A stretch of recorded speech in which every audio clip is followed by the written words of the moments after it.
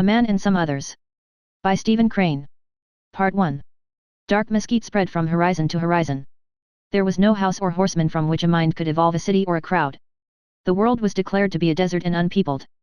Sometimes, however, on days when no heat mist arose, a blue shape, dim, of the substance of a spectre's veil, appeared in the southwest, and a pondering sheep-herder might remember that there were mountains. In the silence of these plains the sudden and childish banging of a tin pan could have made an iron-nerved man leap into the air. The sky was ever flawless, the maneuvering of clouds was an unknown pageant, but at times a sheep-herder could see, miles away, the long, white streamers of dust rising from the feet of another's flock, and the interest became intense. Bill was arduously cooking his dinner, bending over the fire, and toiling like a blacksmith. A movement, a flash of strange color, perhaps, off in the bushes, caused him suddenly to turn his head. Presently he arose, and, shading his eyes with his hand, stood motionless and gazing. He perceived at last a Mexican sheep-herder winding through the brush toward his camp. "Hello!" shouted Bill. The Mexican made no answer, but came steadily forward until he was within some 20 yards. There he paused, and, folding his arms, drew himself up in the manner affected by the villain in the play. His serape muffled the lower part of his face, and his great sombrero shaded his brow. Being unexpected and also silent, he had something of the quality of an apparition. Moreover, it was clearly his intention to be mysterious and devilish. The American's pipe, sticking carelessly in the corner of his mouth, was twisted until the wrong side was uppermost, and he held his frying pan poised in the air. He surveyed with evident surprise this apparition in the mesquite. "Hello, Jose," he said, "what's the matter?" The Mexican spoke with the solemnity of funeral tollings. "Bill, you muse jeet off range. We want you jeet off range. We no like. Understand? We no like." "What you talking about?" said Bill. "No like what? We no like you here. Understand? Too mooch. You muse jeet out. We no like. Understand? Understand? No, I don't know what the blazes you're gettin' at." Bill's eyes wavered in bewilderment, and his jaw fell. "I must get out? I must get off the range? What you givin' us?" The Mexican unfolded his serape with his small yellow hand. Upon his face was then to be seen a smile that was gently, almost caressingly murderous. "Bill," he said, "jeet out." Bill's arm dropped until the frying pan was at his knee. Finally he turned again toward the fire. "Go on, you doggone little yalla rat," he said over his shoulder. "You fellers can't chase me off this range. I got as much right here as anybody." "Bill," answered the other in a vibrant tone, thrusting his head forward and moving one foot, "you jeet out or we kill you." "Who will?" said Bill. "I, and the others."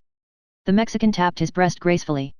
Bill reflected for a time, and then he said, "You ain't got no manner of license to warn me off en this range, and I won't move a rod. Understand? I've got rights, and I suppose if I don't see 'em through, no one is likely to give me a good hand and help me lick you fellers, since I'm the only white man in half a day's ride. Now, look, if you fellers try to rush this camp, I'm going to plug about 50% of the gentlemen present, sure. I'm going in for trouble, and I'll get a lot of you. 'Nother thing, if I was a fine valuable caballero like you, I'd stay in the rear till the shootin' was done, because I'm goin' to make a particular p'int of shootin' you through the chest." He grinned affably, and made a gesture of dismissal. As for the Mexican, he waved his hands in a consummate expression of indifference. "Oh, all right," he said. Then, in a tone of deep menace and glee, he added, "We will kill you if you no jeet." "They have decided." "They have they?" said Bill. "Well, you tell them to go to the devil." Part 2. Bill had been a mine owner in Wyoming, a great man, an aristocrat, one who possessed unlimited credit in the saloons down the gulch. He had the social weight that could interrupt a lynching or advise a bad man of the particular merits of a remote geographical point. However, the fates exploded the toy balloon with which they had amused Bill, and on the evening of the same day he was a professional gambler with ill fortune dealing him unspeakable irritation in the shape of 3 big cards whenever another fellow stood pat. It is well here to inform the world that Bill considered his calamities of life all dwarfs in comparison with the excitement of one particular evening, when 3 kings came to him with criminal regularity against a man who always filled a straight. Later he became a cowboy, more weirdly abandoned than if he had never been an aristocrat. By this time all that remained of his former splendor was his pride, or his vanity, which was one thing which need not have remained. He killed the foreman of the ranch over an inconsequent matter as to which of them was a liar, and the midnight train carried him eastward. He became a brakeman on the Union Pacific, and really gained high honors in the hobo war that for many years has devastated the beautiful railroads of our country. A creature of ill fortune himself, he practiced all the ordinary cruelties upon these other creatures of ill fortune. He was of so fierce a mien that tramps usually surrendered at once whatever coin or tobacco they had in their possession, and if afterward he kicked them from the train, it was only because this was a recognized treachery of the war upon the hobos. In a famous battle fought in Nebraska in 1879, he would have achieved a lasting distinction if it had not been for a deserter from the United States Army. He was at the head of a heroic and sweeping charge, which really broke the power of the hobos in that country for 3 months. He had already worsted 4 tramps with his own coupling stick. When a stone thrown by the ex-third baseman of F Troops 9 laid him flat on the prairie, and later enforced a stay in the hospital in Omaha. After his recovery he engaged with other railroads, and shuffled cars in countless yards. An order to strike came upon him in Michigan, and afterward the vengeance of the railroad pursued him until he assumed a name. This mask is like the darkness in which the burglar chooses to move. It destroys many of the healthy fears. It is a small thing, but it eats that which we call our conscience. The conductor of number 419 stood in the caboose within 2 feet of Bill's nose, and called him a liar. Bill requested him to use a milder term. He had not bored the foreman of Tin Can Ranch with any such request, but had killed him with expedition. The conductor seemed to insist, and so Bill let the matter drop. He became the bouncer of a saloon on the Bowery in New York. Here most of his fights were as successful as had been his brushes with the hobos in the West. He gained the complete admiration of the 4 clean bartenders who stood behind the great and glittering bar. He was an honored man. He nearly killed Bad Hennessy, who, as a matter of fact, had more reputation than ability, and his fame moved up the Bowery and down the Bowery. But let a man adopt fighting as his business, and the thought grows constantly within him that it is his business to fight. These phrases became mixed in Bill's mind precisely as they are here mixed, and let a man get this idea in his mind, and defeat begins to move toward him over the unknown ways of circumstances. One summer night 3 sailors from the USS Seattle sat in the saloon drinking and attending to other people's affairs in an amiable fashion. Bill was a proud man since he had thrashed so many citizens, and it suddenly occurred to him that the loud talk of the sailors was very offensive. So he swaggered upon their attention, and warned them that the saloon was the flowery abode of peace and gentle silence. They glanced at him in surprise, and without a moment's pause consigned him to a worse place than any stoker of them knew. Whereupon he flung one of them through the side door before the others could prevent it. On the sidewalk there was a short struggle, with many hoarse epithets in the air, and then Bill slid into the saloon again. A frown of false rage was upon his brow, and he strutted like a savage king. He took a long yellow nightstick from behind the lunch counter, and started importantly toward the main doors to see that the incensed seamen did not again enter. The ways of sailormen are without speech, and, together in the street, the 3 sailors exchanged no word, but they moved at once. Landsmen would have required 2 years of discussion to gain such unanimity. In silence, and immediately, they seized a long piece of scantling that lay handily. With one forward to guide the battering ram, and with 2 behind him to furnish the power, they made a beautiful curve, and came down like the Assyrians on the front door of that saloon. Mystic and still mystic are the laws of fate. Bill, with his kingly frown and his long nightstick, appeared at precisely that moment in the doorway. He stood like a statue of victory, his pride was at its zenith, and in the same second this atrocious piece of scantling punched him in the bulwarks of his stomach, and he vanished like a mist. Opinions differed as to where the end of the scantling landed him, but it was ultimately clear that it landed him in southwestern Texas, where he became a sheep herder. The sailors charged 3 times upon the plate glass front of the saloon, and when they had finished, it looked as if it had been the victim of a rural fire company's success in saving it from the flames. As the proprietor of the place surveyed the ruins, he remarked that Bill was a very zealous guardian of property. As the ambulance surgeon surveyed Bill, he remarked that the wound was really an excavation. Part 3. As his Mexican friend tripped blithely away, Bill turned with a thoughtful face to his frying pan and his fire.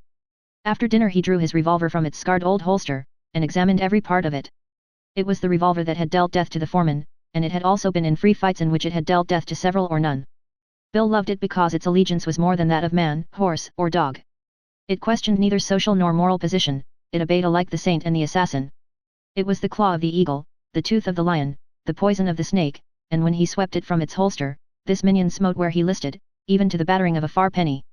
Wherefore it was his dearest possession, and was not to be exchanged in southwestern Texas for a handful of rubies, nor even the shame and homage of the conductor of number 419. During the afternoon he moved through his monotony of work and leisure with the same air of deep meditation. The smoke of his supper-time fire was curling across the shadowy sea of mesquite when the instinct of the plainsman warned him that the stillness, the desolation, was again invaded. He saw a motionless horseman in black outline against the pallid sky. The silhouette displayed serape and sombrero, and even the Mexican spurs as large as pies. When this black figure began to move toward the camp, Bill's hand dropped to his revolver. The horseman approached until Bill was enabled to see pronounced American features, and a skin too red to grow on a Mexican face. Bill released his grip on his revolver. "Hello!" called the horseman. "Hello!" answered Bill. The horseman cantered forward. "Good evening," he said, as he again drew rein. "Good evenin'," answered Bill, without committing himself by too much courtesy. For a moment the two men scanned each other in a way that is not ill-mannered on the plains, where one is in danger of meeting horse thieves or tourists. Bill saw a type which did not belong in the mesquite. The young fellow had invested in some Mexican trappings of an expensive kind. Bill's eyes searched the outfit for some sign of craft, but there was none. Even with his local regalia, it was clear that the young man was of a far, black northern city. He had discarded the enormous stirrups of his Mexican saddle, he used the small English stirrup, and his feet were thrust forward until the steel tightly gripped his ankles. As Bill's eyes traveled over the stranger, they lighted suddenly upon the stirrups and the thrust feet, and immediately he smiled in a friendly way. No dark purpose could dwell in the innocent heart of a man who rode thus on the plains. As for the stranger, he saw a tattered individual with a tangle of hair and beard, and with a complexion turned brick color from the sun and whiskey. He saw a pair of eyes that at first looked at him as the wolf looks at the wolf, and then became childlike, almost timid, in their glance. Here was evidently a man who had often stormed the iron walls of the city of success, and who now sometimes valued himself as the rabbit values his prowess. The stranger smiled genially, and sprang from his horse. "Well, sir, I suppose you will let me camp here with you tonight?" said Bill. "I suppose you will let me camp here with you tonight?" Bill for a time seemed too astonished for words. "Well," he answered, scowling in inhospitable annoyance, "well, I don't believe this here is a good place to camp tonight, mister." The stranger turned quickly from his saddle girth. "What?" he said in surprise. "You don't want me here? You don't want me to camp here?" Bill's feet scuffled awkwardly, and he looked steadily at a cactus plant. "Well, you see, mister," he said, "I'd like your company well enough, but, you see, some of these here greasers are goin' to chase me off the range tonight, and while I might like a man's company all right, I couldn't let him in for no such game when he ain't got nothin' to do with the trouble." "Going to chase you off the range?" cried the stranger. "Well, they said they were going to do it," said Bill. "And, great heavens! Will they kill you, do you think?" "Don't know. Can't tell till afterwards. You see, they take some feller that's alone like me, and then they rush his camp when he ain't quite ready for 'em, and generally plug 'im with a sawed-off shotgun load before he has a chance to get at 'em. They lay around and wait for their chance, and it comes soon enough. Of course a feller alone like me has got to let up watching some time. Maybe they catch 'im asleep. Maybe the feller gets tired waiting, and goes out in broad day, and kills 2 or 3 just to make the whole crowd pile on him and settle the thing. I heard of a case like that once. It's awful hard on a man's mind, to get a gang after him. And so they're going to rush your camp tonight?" cried the stranger. "How do you know? Who told you?" "Feller come and told me." "And what are you going to do?" "Fight." "Don't see nothin' else to do," answered Bill gloomily, still staring at the cactus plant. There was a silence. Finally the stranger burst out in an amazed cry. "Well, I never heard of such a thing in my life. How many of them are there?" "8, answered Bill. "And now look here, you ain't got no manner of business foolin' around here just now, and you might better lope off before dark. I don't ask no help in this here row. I know you're happening along here just now, don't give me no call on you, and you better hit the trail." "Well, why in the name of wonder don't you go get the sheriff?" cried the stranger. "Oh, said Bill. Part 4. Long, smoldering clouds spread in the western sky, and to the east silver mists lay on the purple gloom of the wilderness. Finally, when the great moon climbed the heavens and cast its ghastly radiance upon the bushes, it made a new and more brilliant crimson of the campfire, where the flames capered merrily through its mesquite branches, filling the silence with the fire chorus, an ancient melody which surely bears a message of the inconsequence of individual tragedy, a message that is in the boom of the sea, the sliver of the wind through the grass blades, the silken clash of hemlock boughs. No figures moved in the rosy space of the camp, and the search of the moonbeams failed to disclose a living thing in the bushes. There was no owl-faced clock to chant the weariness of the long silence that brooded upon the plain. The dew gave the darkness under the mesquite a velvet quality that made air seem nearer to water, and no eye could have seen through it the black things that moved like monster lizards toward the camp. The branches, the leaves, that are fain to cry out when death approaches in the wilds, were frustrated by these uncanny bodies gliding with the finesse of the escaping serpent. They crept forward to the last point where assuredly no frantic attempt of the fire could discover them, and there they paused to locate the prey. A romance relates the tale of the black cell hidden deep in the earth, where, upon entering, one sees only the little eyes of snakes fixing him in menaces.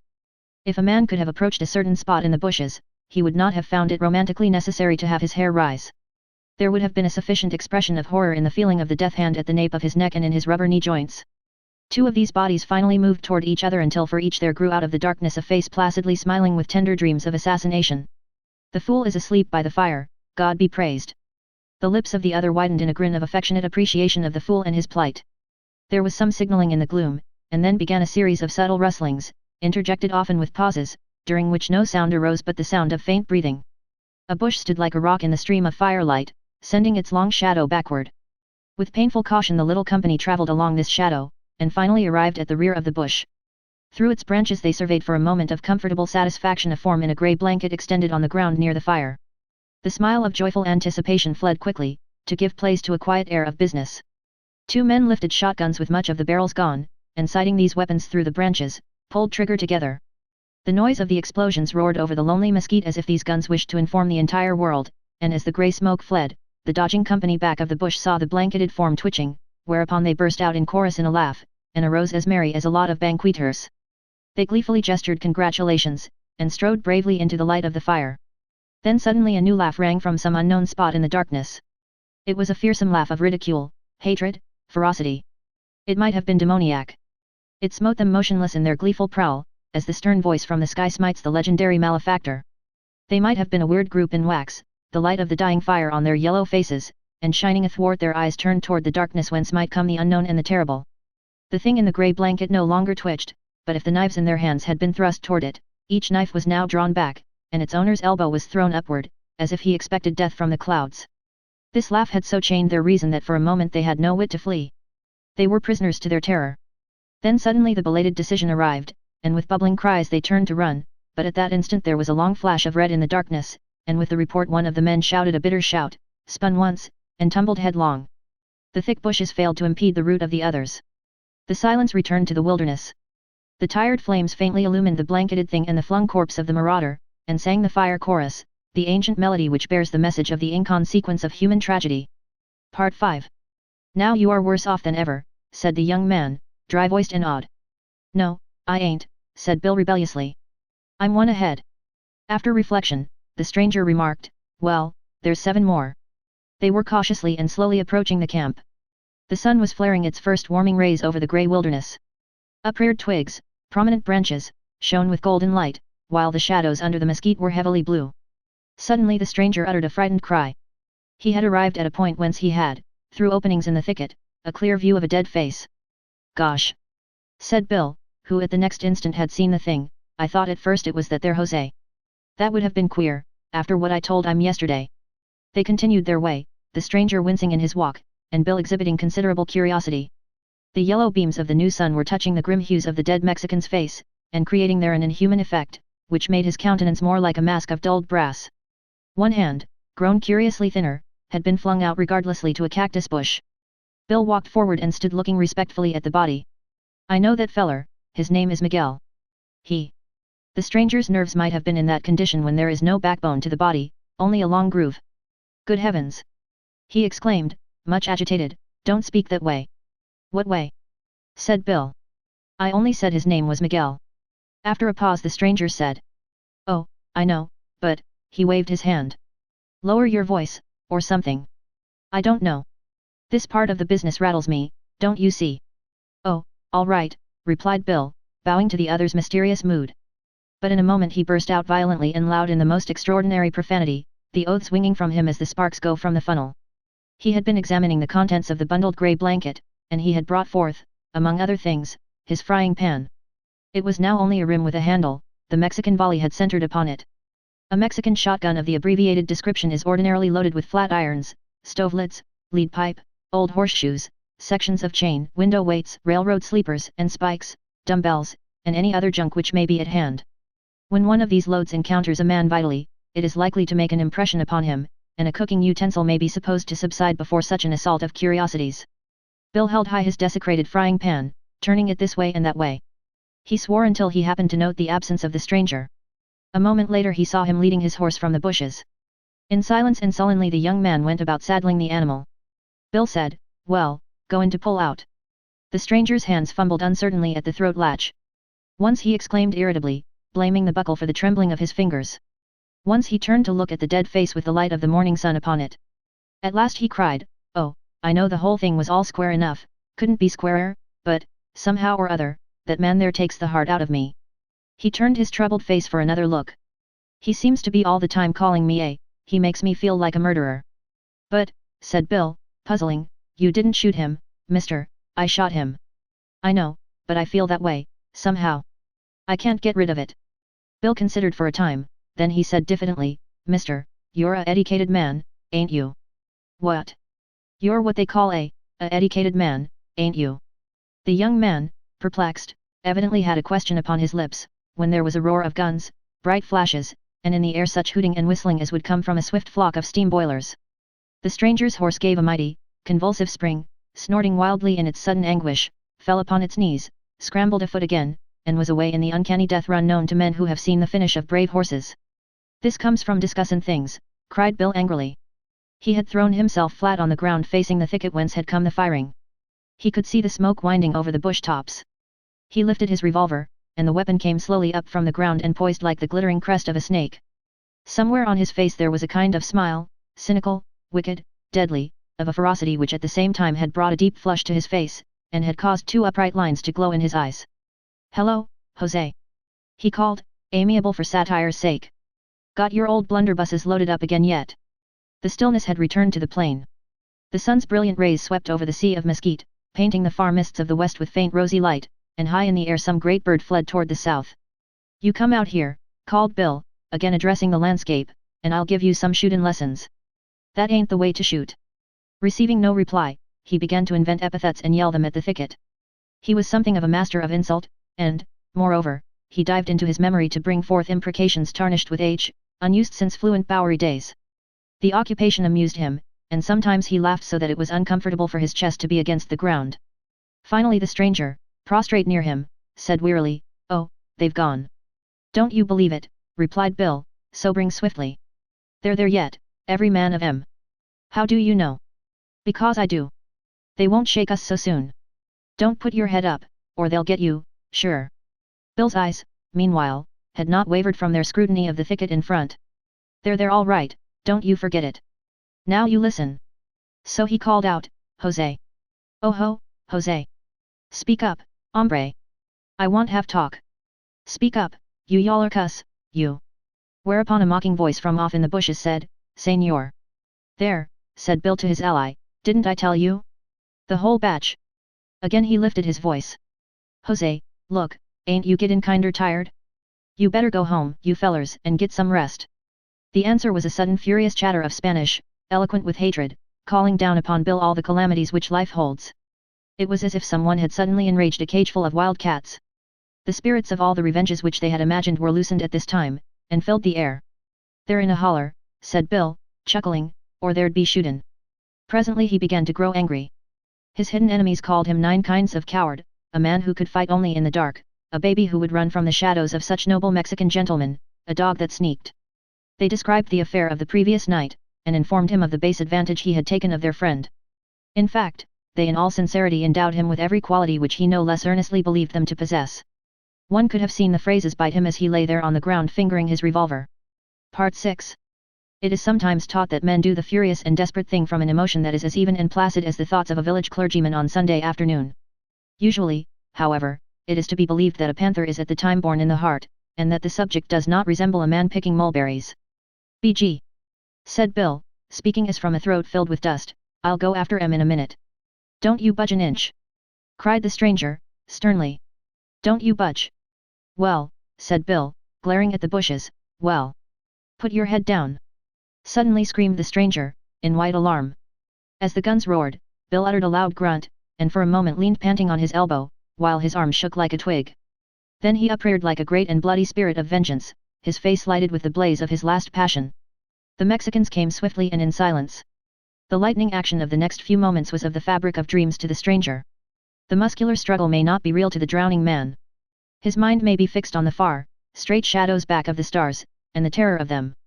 And so the fight, and his part in it, had to the stranger only the quality of a picture half drawn. The rush of feet, the spatter of shots, the cries, the swollen faces seen like masks on the smoke, resembled a happening of the night. And yet afterward certain lines, forms, lived out so strongly from the incoherence that they were always in his memory. He killed a man, and the thought went swiftly by him, like the feather on the gale, that it was easy to kill a man. Moreover, he suddenly felt for Bill, this grimy sheep herder, some deep form of idolatry. Bill was dying, and the dignity of last defeat, the superiority of him who stands in his grave, was in the pose of the lost sheep herder. The stranger sat on the ground idly mopping the sweat and powder stain from his brow. He wore the gentle idiot smile of an aged beggar as he watched 3 Mexicans limping and staggering in the distance. He noted at this time that one who still possessed a serape had from it none of the grandeur of the cloaked Spaniard, but that against the sky the silhouette resembled a cornucopia of childhood's Christmas. They turned to look at him, and he lifted his weary arm to menace them with his revolver. They stood for a moment banded together, and hooted curses at him. Finally he arose, and, walking some paces, stooped to loosen Bill's grey hands from a throat. Swaying as if slightly drunk, he stood looking down into the still face. Struck suddenly with a thought, he went about with dulled eyes on the ground, until he plucked his gaudy blanket from where it lay dirty from trampling feet. He dusted it carefully, and then returned and laid it over Bill's form. There he again stood motionless, his mouth just agape and the same stupid glance in his eyes, when all at once he made a gesture of fright and looked wildly about him. He had almost reached the thicket when he stopped, smitten with alarm. A body contorted, with one arm stiff in the air, lay in his path. Slowly and warily he moved around it, and in a moment the bushes, nodding and whispering, their leaf faces turned toward the scene behind him, swung and swung again into stillness and the peace of the wilderness.